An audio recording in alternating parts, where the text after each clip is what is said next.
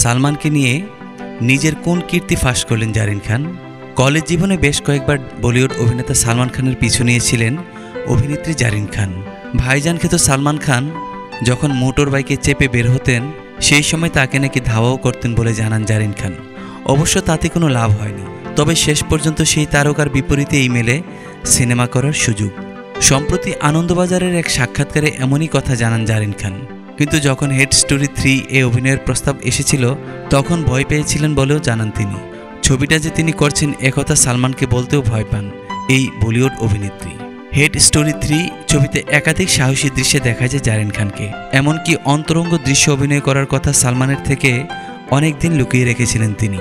জারিন খান বলেন, অনেক দিন ধরে সালমান জানতেনই না যে আমি হেড স্টোরি 3 করছি। আমি খুব ভয়ে ছিলাম, ওর সঙ্গে এ বিষয়ে আলোচনা করার সাহস ছিল না, কারণ ওর চিন্তা ভাবনা জানি।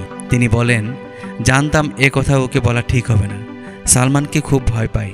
সালমান যখন আমার সামনে থাকে আমি পুরো অন্য মানুষ হয়ে যাই, কথা হারিয়ে ফেলি। উল্লেখ্য 2010 সালে বীর ছবিতে সালমানের হাত ধরে বলিউডে পা রেখেছিলেন জারিন খান।